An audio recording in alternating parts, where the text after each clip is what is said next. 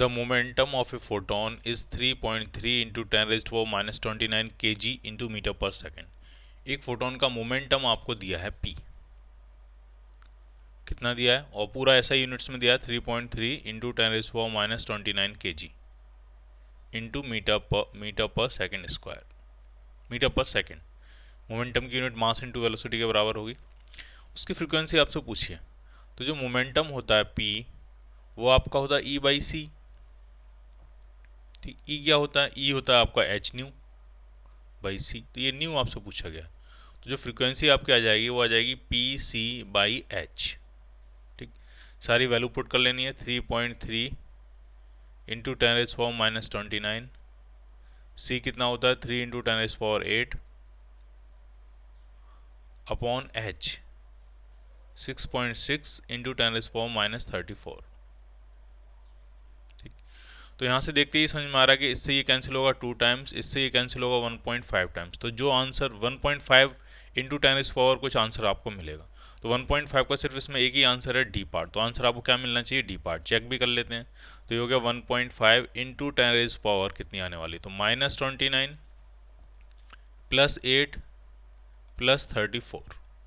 ठीक, तो 29 और 34 को अगर हम सेटल करें तो 5 आएगी, प्लस 5 और plus 8 plus 13। So your answer will B D part. The momentum of photon is 2 into 10 raised to power minus 16 gram into centimetre पर सेकेंड। CGS यूनिट में दिया है ग्राम्स इंटू सेंटीमीटर पर सेकेंड। इट्स एनर्जीज, और energy भी आपको CGS unit में ही पूछी गई है। ठीक, तो मोमेंटम जो होता है P इज इक्वल टू वो होता है E बाई सी, यानी एनर्जी जो आएगी उस फोटोन की वो कितनी हो जाएगी P इंटू सी। और सब कुछ CGS में पुट करेंगे तो मोमेंटम है 2 into 10 raise power minus 16 grams into centimetre पर सेकेंड, और स्पीड भी किस में पुट करेंगे हम, सेंटीमीटर पर सेकेंड में। तो वैसे होती है 3 इंटू 10 रेज़ पावर 8 मीटर पर सेकेंड, तो इसको सेंटीमीटर पर सेकेंड में कन्वर्ट करेंगे तो इंटू सॉरी ये माइनस 16 है, इंटू 100 से मल्टीप्लाई कर लेंगे, अभी होगी सेंटीमीटर पर सेकेंड। तो ये आपकी जो यूनिट आएगी एनर्जी की वो CGS यूनिट आएगी अर्ग। तो यह आ जाएगा 6 इंटू 10 रेज़ पावर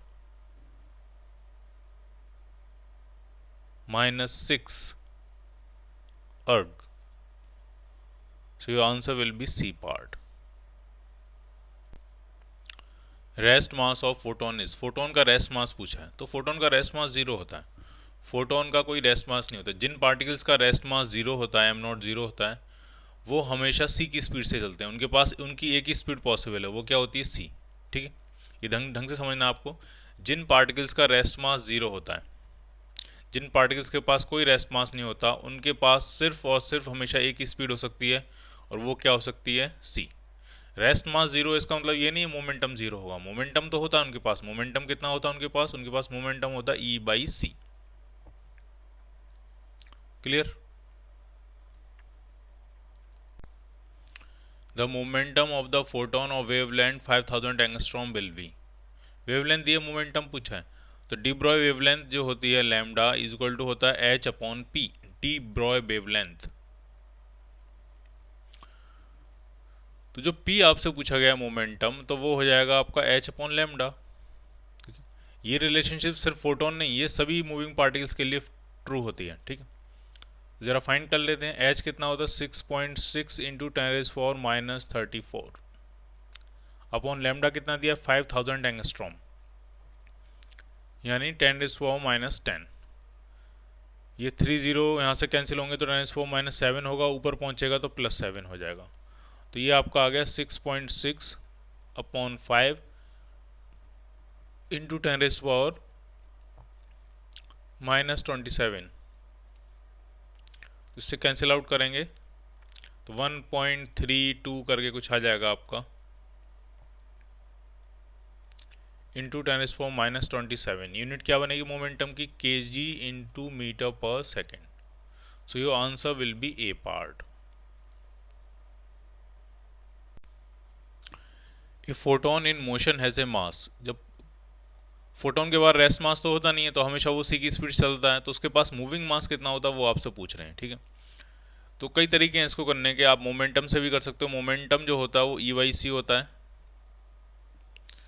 मोमेंटम कितना होगा, तो mass into velocity, velocity photon की हमेशा c होती है, और ये m जो है वो रेस्ट मास नहीं है, ये इसका मूविंग मास है, equal to energy, energy h nu या hc/λ अपॉन c।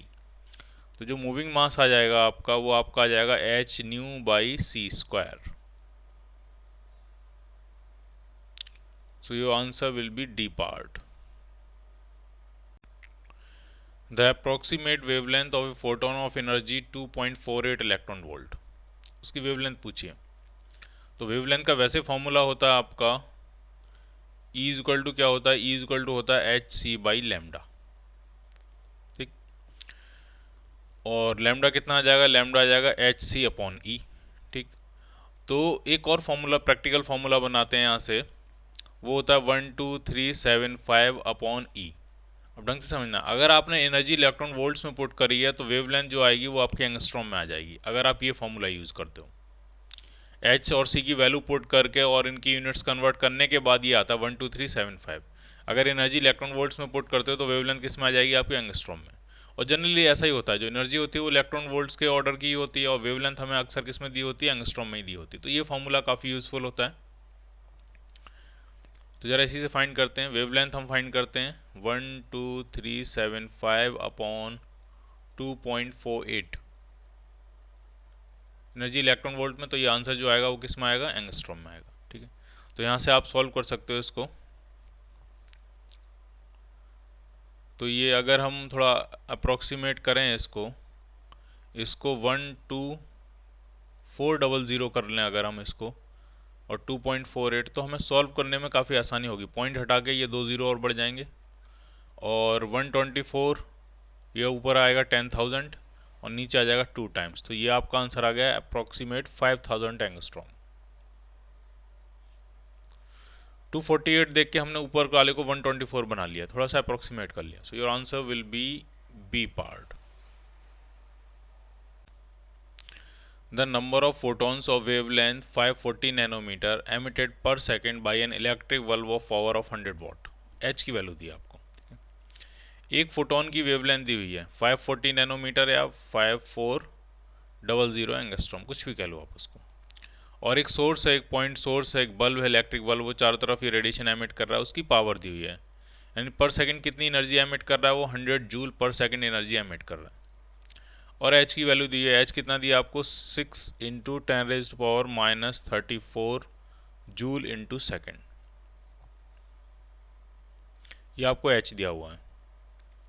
ठीक है, लैम्डा दिया हुआ है आपको, एच दिया हुआ है, एक बल्ब है जो रेडिएशन एमिट कर रहा है पर सेकंड, उसकी पावर दी हुई है 100 जूल पर सेकंड। तो ये पूछ रहे हैं कितने फोटोन से एमिट कर रहा होगा। तो आराम से समझना, अगर हम एक सेकंड की बात कर रहे हैं, एक सेकंड में ही पूछा पर सेकंड कितने फोटोन एमिट कर रहा है। ठीक है, तो एक सेकंड की बात करें तो एनर्जी जो होगी, एक फोटोन की एनर्जी होती है एच न्यू या एच सी बाई लैम्डा, और अगर ये एन फोटोन एमिट कर रहा है तो इंटू एन, और इज इक्वल टू ये ई के बराबर हो जाना चाहिए।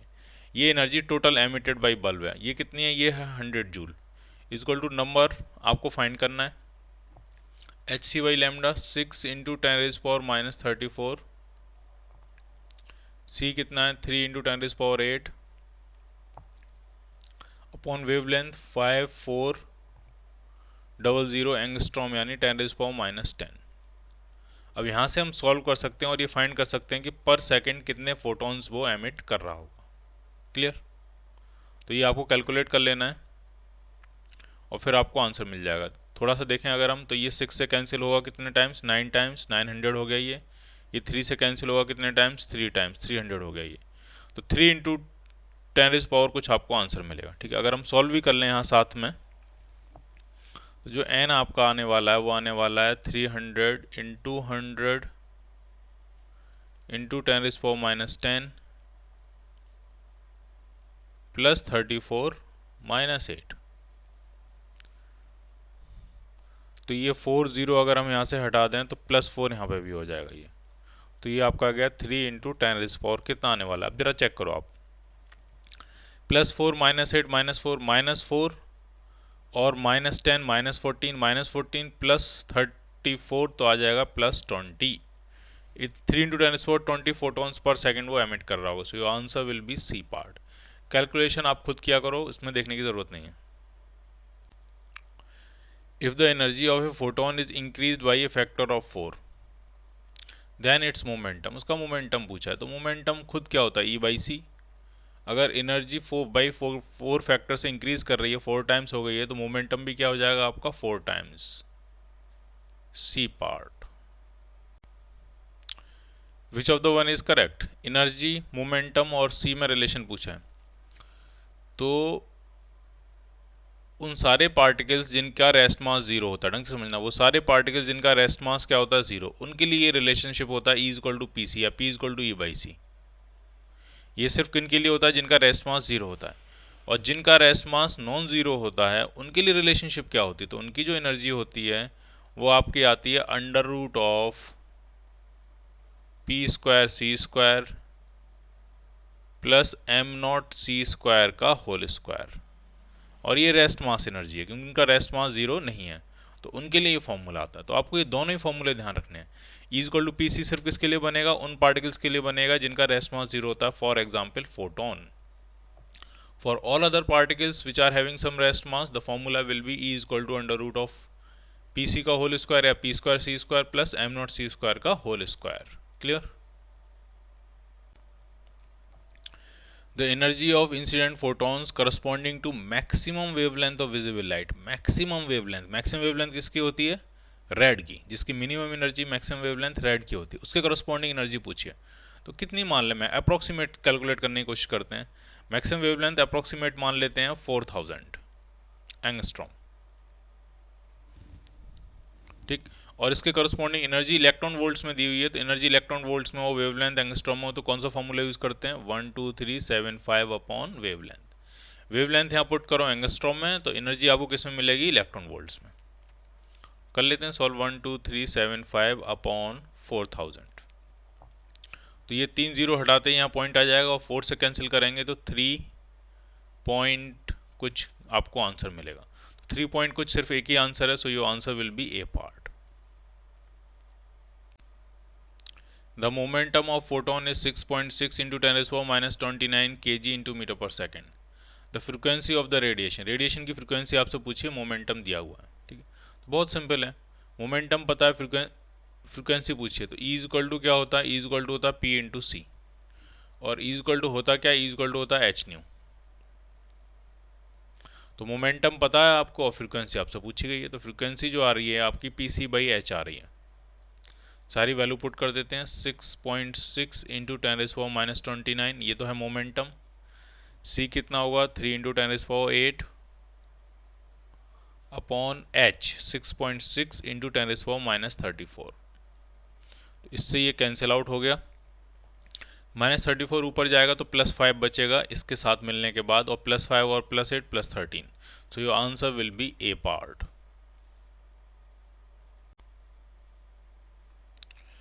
टू फोटॉन्स हैव, क्या क्या हो सकता है वो आपसे पूछा है। Equal wavelength have equal linear moment है, ये कह रहे हैं अगर दो फोटॉन्स की वेवलेंथ इक्वल है तो उनका लीनियर मोमेंटम इक्वल होगा। ढंग से समझना है आपको, वेवलेंथ और लीनियर मोमेंटम में क्या रिलेशन होता है, वेवलेंथ इक्वल होता है h/p। तो इस फॉर्मूले को देख के तो लग रहा है कि अगर वेवलेंथ बराबर होगी तो लीनियर मोमेंटम भी बराबर होगा, लेकिन ऐसा पॉसिबल नहीं है। क्यों, ढंग से समझना, ऐसा ट्रू हो हमेशा ऐसा ज़रूरी नहीं है। क्यों, वेवलेंथ सेम है तो मोमेंटम का मैग्नीट्यूड सेम होगा, लेकिन एक फोटोन इधर मूव कर रहा है, एक फोटोन इधर मूव कर रहा है, और हो सकता है इनकी वेवलेंथ सेम हो, ठीक, और इनका मोमेंटम का मैग्नीट्यूड सेम हो, लेकिन डायरेक्शन अलग अलग है, तो मोमेंटम दोनों के अलग अलग हो जाएंगे। लीनियर मोमेंटम जो होती है वो एक वेक्टर क्वांटिटी होती है, और सिर्फ मैग्नीट्यूड से बात नहीं बनेगी, अगर डायरेक्शन भी अलग अलग हो जाएगी तो उनके मोमेंटम अलग अलग हो जाएंगे। तो एक फोटोन इधर मूव कर रहा है, एक फोटोन इधर मूव कर रहा है, तो दोनों की लीनियर मोमेंटम सेम नहीं हो सकते, ठीक। तो ये आंसर ये नहीं हो सकता, ठीक। Equal energies have equal linear momentum, फिर से सेम वही बात, E=PC। अगर एनर्जी सेम है तो लीनियर मोमेंटम सेम होगा, फिर से वही बात, लीनियर मोमेंटम के पास डायरेक्शन होती है। तो अगर यहाँ कहते equal magnitude of linear momentum तो ठीक हो जाता, लेकिन उन्होंने मैग्नीट्यूड नहीं कहा, उन्होंने कहा लीनियर मोमेंटम, तो हम पूरी वेक्टर मान के चलेंगे, तो ये भी पॉसिबल, ऐसा हमेशा सही हो ऐसा ज़रूरी नहीं है। Equal frequencies have equal linear momentum, ये भी वही बात हो गई, एनर्जी h/nu = PC। अब इक्वल फ्रीक्वेंसी है, इक्वल एनर्जी है, तो लीनियर मोमेंटम का मैग्नीट्यूड सेम होगा बट डायरेक्शन अलग हो सकती है, तो ये भी गलत है। तो इसका आंसर यहाँ ऑल ऑफ दीज की जगह यहाँ पे क्या होना चाहिए, नन ऑफ दीज, और वही उसका आंसर बनेगा, डी पार्ट। इसका आंसर ऑल ऑफ दिस तब बन सकता था जब इक्वल मैग्नीट्यूड, इन तीनों क्वेश्चन में आप क्या इंसर्ट कर दो, magnitude magnitude magnitude, equal magnitude of linear momentum, equal magnitude of linear momentum, only then you will get the answer all of these, otherwise the answer is none of these. Let P and E denote the linear momentum and energy of a photon if the wavelength is decreased. P क्या है, linear momentum, E क्या है, energy. अब wavelength को decrease कर रहे हैं तो क्या फर्क पड़ेगा वो आपसे पूछा जा रहा है। तो P होता है h बाई लेमडा और एनर्जी होती है आपकी एच सी बाई लेमडा। अब यहाँ से साफ पता लग रहा है अगर वेवलेंथ डिक्रीज हो जाएगी तो लीनियर मोमेंटम का मैग्नीट्यूड बढ़ता जाएगा, यहाँ पे वेवलेंथ डिक्रीज हो जाएगी तो उसकी एनर्जी भी क्या होती जाएगी, बढ़ती जाएगी। तो both increase, so your answer will be A part, both P and E increase. For the earth first orbit of circumference 2 pi R, first orbit के बारे में बात कर रहे हैं। The de Broglie wavelength of revolving electron will be, आराम समझना आपको। इक्वेशन ये बनती है, अगर मान लीजिए nth ऑर्बिट है और इसकी रेडियस जो है वो r है, आर एन है, इसकी रेडियस आर है, तो 2 पाई आर एन जो होगा वो आपका n लैम्डा के बराबर होगा। इंटीग्रल नंबर जो सर्कमफ्रेंस होती है वो इंटीग्रल नंबर ऑफ वेवलेंथ के बराबर होती है, ठीक है। यहीं से आपका एंगुलर मोमेंटम कंजर्वेशन आता है, M V R is equal to N H upon 2 pi, और यहीं से ये कंसेप्ट आता है कि ये जो इलेक्ट्रॉन है वो उन्हीं ऑर्बिट में मूव करता है जिनमें उनका angular momentum N H upon 2 pi के बराबर होता है, और उनको हम स्टेशनरी ऑर्बिट कहते हैं। उसमें इलेक्ट्रॉन अपनी एनर्जी लूज नहीं करता। क्यों नहीं लूज करता है, क्योंकि इलेक्ट्रॉन उन ऑर्बिट में स्टैंडिंग वेव बनाता है, और स्टैंडिंग वेव बना रहा है तो उसकी ये कंडीशन बनेगी। क्लियर। तो क्वेश्चन में ये पूछा जा रहा है कि डी ब्रॉय वेवलेंथ कितनी होगी, ठीक है। तो इसमें हम फर्स्ट ऑर्बिट की बात कर रहे हैं तो n की वैल्यू हम क्या पुट कर देते हैं, 1, तो 2 pi r 1 is equal to lambda 1, और फर्स्ट ऑर्बिट की सर्कमफ्रेंस जो है वो आपको ऑलरेडी क्वेश्चन में दे रखी है 2 पाई आर, तो वेवलेंथ जो आ जाएगी लैम्डा 1 वो किसके बराबर आ जाएगी, वो 2 पाई आर के बराबर ही आ जाएगी। सो your answer will be A part, यानी फर्स्ट ऑर्बिट में जो सर्कमफ्रेंस होती है वही वेवलेंथ के बराबर होती है। सेकंड ऑर्बिट में जो सर्कमफ्रेंस होगी वो 2 टाइम्स वेवलेंथ के बराबर होगी। थर्ड ऑर्बिट में जो सर्कमफ्रेंस होगी वो 3 टाइम्स वेवलेंथ के बराबर होगी, ठीक है। और यहीं से ये फॉर्मूला आता है, कैसे, 2 pi r is equal to n lambda, lambda कितना होता है एच अपॉन पी, और पी कितना है एम वी, तो एम वी को इधर ले आते हैं तो ये हो गया एम वी आर, और 2 पाई को इधर ले आते हैं तो एन टाइम्स एच अपॉन 2 पाई। तो यहीं से आता है ये एंगुलर मोमेंटम कंजर्वेशन का concept. In the nth orbit, the energy of electron is minus 13.6 by n square electron volt for hydrogen atom. The energy required to take the electron from first orbit to second orbit, n is equal to 1 से n is equal to 2 में लेके जाना है आपको electron को। n is equal to 1 से n is equal to 2 में electron को जंप कराना, तो कितनी एनर्जी रिक्वायर्ड होगी वो आपसे पूछा जा रहा है। तो जो एनर्जी रिक्वायर्ड होगी वो होगी E2 माइनस E1। जो एनर्जी रिक्वायर्ड होगी डेल्टा ई वो क्या होगी आपकी E2 माइनस E1। E2 कितना है, तो माइनस 13.6 बाई 2 का स्क्वायर यानी 4, माइनस E1 कितना है, तो माइनस 13.6 बाई 1 का स्क्वायर यानी 1। तो जब आप इसको सॉल्व कर लोगे तो आपको आंसर मिल जाएगा 10.2 इलेक्ट्रॉन वोल्ट, ठीक। बाय द वे ये सब आपको कैलकुलेट नहीं करना, ये याद भी रखना होता है कि फर्स्ट स्टेट में एनर्जी कितनी होती है हाइड्रोजन एटम की, सेकंड में कितनी होती है, थर्ड में कितनी होती है, फोर्थ में कितनी होती है, फिफ्थ में कितनी होती है, 5 तक तो एटलीस्ट याद रखने। और इनके एनर्जी गैप्स कितने होते हैं, पहला जो एनर्जी गैप होता है वो 10.2 होता है, दूसरा 1.89 होता है, फिर तीसरा आपका होता है 0.67। तो इसी तरह से आपको ये एनर्जी गैप्स याद रखने हैं, इनकी एनर्जी याद रखनी है, ताकि एग्जाम में आप ये नहीं कि आप सॉल्व करने बैठो, आप बस आपको पता लग गया कि 1 से 2 में पहुंचना है तो कितनी एनर्जी सप्लाई करनी पड़ेगी, जितना ये गैप होता है। ये गैप कितना होता है 10.2 electron volt. So your answer will be A part. Which one of the series of hydrogen spectrum is in the visible region. तो आपको सारे याद रखने हैं। सबसे पहली जो सीरीज होती है लाइमन सीरीज, वो आपकी लाई करती है अल्ट्रा वायलेट में, आप चेक भी कर सकते हो, उसकी मिनिमम मैक्सिमम वेवलेंथ दोनों निकाल के चेक कर सकते हो, वो अल्ट्रा वायलेट रीजन में लाई करती है। दूसरी जो सीरीज होती है बामर सीरीज, वो लाई करती है आपकी विजिबल रीजन में। आप इसमें भी चेक कर सकते हो, मिनिमम मैक्सिमम वेवलेंथ निकाल के वो दोनों ही विजिबल रीजन में लाई करती है। और उसके बाद की जितनी सीरीज होती हैं वो इंफ्रारेड में लाई करती हैं। ठीक है, फिर इंफ्रारेड के बाद और अगर आप ऊपर चलते चले जाओगे तो फिर वो माइक्रोवेव्स और रेडियो वेव्स में आनी शुरू हो जाएंगी। ठीक है, उतना ऊपर तक हम जाते नहीं हैं। तो पहली होती है अल्ट्रावायलेट में, दूसरी विजिबल में, बाकी जो 3 4 5 आगे की होती हैं वो सारी किसमें होती हैं, IR, इंफ्रारेड रीजन। ये भी क्या है आपकी इंफ्रारेड रीजन। तो विजिबल का आंसर मिलेगा Balmer series. Ionization potential of hydrogen atom is 13.6 volt. Hydrogen atom in the ground state are excited by monochromatic radiation of photon of energy 12.1 electron volt. The spectral lines emitted by hydrogen atom will be, कितनी होंगी वो आपसे पूछा गया, आराम समझना। जब hydrogen atom ground state में होता है n=1 में, और उसको आयनाइज करना है यानी इलेक्ट्रॉन को खींच के पूरे एटम से बाहर निकाल देना, तो कितनी एनर्जी देनी पड़ती है, 13.6 वोल्ट, 13.6 इलेक्ट्रॉन वोल्ट एनर्जी देनी पड़ती है। होनी भी चाहिए, क्योंकि ग्राउंड स्टेट में उस हाइड्रोजन एटम की जो एनर्जी होती है वो 13.6 इलेक्ट्रॉन वोल्ट होती है। तो अगर इसको इलेक्ट्रॉन को बाहर निकालना है तो टोटल एनर्जी कितनी देनी पड़ेगी, प्लस 13.6 इलेक्ट्रॉन वोल्ट।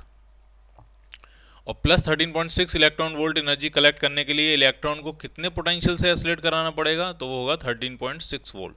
तो इसीलिए उसका नाम है आयनाइजेशन पोटेंशियल। इलेक्ट्रॉन को हम कितने पोटेंशियल से एसिलेट कराएं ताकि वो इलेक्ट्रॉन जब इसको जाके हिट करे तो इसको आयनाइज करा दे, तो वो कितना, 13.6 वोल्ट। ठीक, अब आपने जो एनर्जी प्रोवाइड की है वो 12.1 इलेक्ट्रॉन वोल्ट एनर्जी प्रोवाइड की है। तो आराम से देखना ये कहाँ पहुंचेगा, क्या ये n=2 में आएगा, नहीं, क्योंकि 1 से 2 में जाने के लिए सिर्फ एनर्जी कितनी चाहिए, 10.2 इलेक्ट्रॉन वोल्ट, तो डेफिनेटली उससे ऊपर जाएगा। क्या ये n=3 में आएगा, देखते हैं। ये एनर्जी गैप कितना होता है, 1.89 इलेक्ट्रॉन वोल्ट। तो जरा दोनों को जोड़ें, कितना आ जाएगा, 10.2 प्लस 1.89, 12.09 या फिर 12.1। ठीक, डेफिनेटली ये कहाँ आ चुका होगा, ये 1 से जंप करके कहाँ आ जाएगा, 3 में आ जाएगा। ठीक, अब 3 से वापस जाना तो कितनी इलेक्ट्रॉन स्पेक्ट्रल लाइंस वो एमिट करेगा। तो 3 से वापस जाने के कितने रास्ते हो सकते हैं, या तो हो सकता है वो 2 में आए और 2 से 1 में आए, तो 2 लाइंस तो ये हो जाएंगी, या फिर 3 से डायरेक्टली 1 में आए तो तीसरी लाइन ये हो जाएगी। तो टोटल कितनी लाइन एमिट करेगा वो, 3। ठीक है, वैसे फॉर्मूला क्या होता है, n(n-1/2)। 1 से जब किसी हायर n में पहुंचता है तो n की वैल्यू क्या है, 3, तो ये 3 × 2/2, 2 से 2 कैंसिल आउट हो गया, कितनी स्पेक्ट्रल लाइंस एमिट करेगा वो, 3। So your answer will be C part. Energy levels A, B and C of certain atom corresponding to increasing value of energy EA, EB, EC। ये 3 एनर्जी लेवल दिए हैं। सबसे ज़्यादा एनर्जी C की है, उसके बाद B की है, और ये A जो होगा वो कहीं ग्राउंड स्टेट जैसा होगा। अभी कह रहे हैं C से जब B में आता है तो जो रेडिएशन एमिट होता है उसकी वेवलेंथ λ1 है। जब B से A में आता है तो जो रेडिएशन एमिट होता है उसकी वेवलेंथ λ2 है। और जब C से A में आता है तो जो रेडिएशन एमिट होता है उसकी वेवलेंथ λ3 है। उनके बीच में रिलेशन फाइंड करना है। तो एक चीज़ आपको क्लियर है कि λ1 के करस्पॉन्डिंग एनर्जी प्लस λ2 के corresponding energy must be equal to energy corresponding to λ3। ये एनर्जी प्लस ये एनर्जी डिफरेंस इस एनर्जी के बराबर होगा, दिख भी रहा है। तो आप क्या लिखोगे इक्वेशन, आप लिखोगे hc/λ1 plus hc/λ2 is equal to hc/λ3। Solve कर लोगे तो आपको आंसर क्या मिलेगा, आपको आंसर मिलेगा B part. If the wavelength of the first line of Balmer series of hydrogen atom is 6561 angstrom, then the wavelength of the second line of series will be। second line की पूछिए, आराम से समझना। बामर series, पहली series Lyman series होती है, उसके बाद बामर सीरीज। बामर सीरीज का मतलब क्या हुआ, किसी भी हायर n=n से एटम जो है वो n=2 एनर्जी स्टेट में आएगा, और जो रेडिएशन एमिट करेगा ये बामर सीरीज का होगा। ठीक, तो इसकी जो पहली लाइन का मतलब क्या हुआ कि n=3 से जब 2 में आएगा तो ये पहली लाइन होगी, तो इसके करस्पॉन्डिंग वेवलेंथ आपको λ1 दी हुई है। और दूसरी लाइन की पूछी, यानी जब n=4 से जब 2 में आएगा तब वेवलेंथ कितनी होगी वो आपसे पूछिए। तो इक्वेशन जो आपको दी हुई है वो ये दी हुई है, 1/λ1 = r 1/2 का स्क्वायर माइनस 1/3 का स्क्वायर। और λ2 आपसे पूछा गया, तो 1/λ2 = r 4 से 2 में आ रहा है, तो 1/2 का स्क्वायर माइनस 1/4 का स्क्वायर, ये है इस टेस्ट। तो अगर हम इनको डिवाइड कर लें तो आपको r से r कट जाएगा, लैम्डा 1 की वैल्यू पता है और लैम्डा 2 आप फाइंड कर लोगे। तो एक तरीका तो ये हुआ सॉल्व करने का। एक और तरीका हो सकता है, आपको एनर्जी डिफरेंसेस याद होने भी चाहिए। 1 और 2 के बीच में कितना गैप होता है, 10.2 इलेक्ट्रॉन वोल्ट। 2 और 3 के बीच में कितना होता है, 1.89, और 3 और 4 के बीच में कितना होता है, 0.67। तो जब 4 से 2 में आएगा तो कितना एनर्जी कितनी होगी उसकी जो एनर्जी होगी 4 से 2 में आने की, तो 1.89 प्लस 0.67,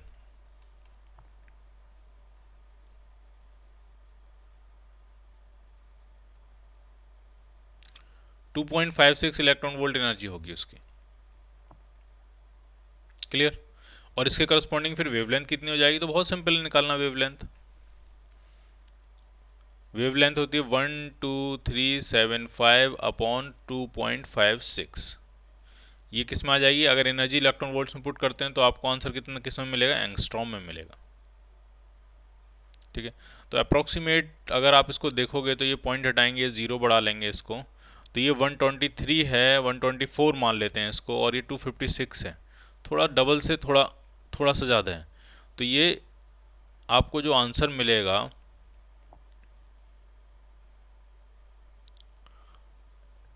वो अराउंड मिलेगा आपको सी पार्ट के आसपास। देखो आप खुद से समझो इसको। अप्रोक्सीमेट अगर हम आंसर निकाल लें तो ये हो जाएगा 124 और ये 40 अपॉन 256। अगर हम मान लें ये 2 टाइम्स है तो ये 2 से कैंसिल करेंगे 2 बार, और ये जाएगा आपका जाएगा 5000। तो 5000 से थोड़ा सा आंसर कम आना चाहिए, तो your answer will be C part. वरना अगर आपको ऐसे करना है तो आप ऐसे कर लो। इसमें हमने क्या किया, इसमें हमने पहली वेवलेंथ जो दी थी, जो दूसरा वाला मेथड था, ये वाला मेथड, इसमें जो आपको पहली वेवलेंथ दी थी उसका हमने यूज ही नहीं किया, क्योंकि हमको एनर्जी डिफरेंसेस याद थे। ठीक है, तो हमने डायरेक्ट ही फाइंड कर लिया।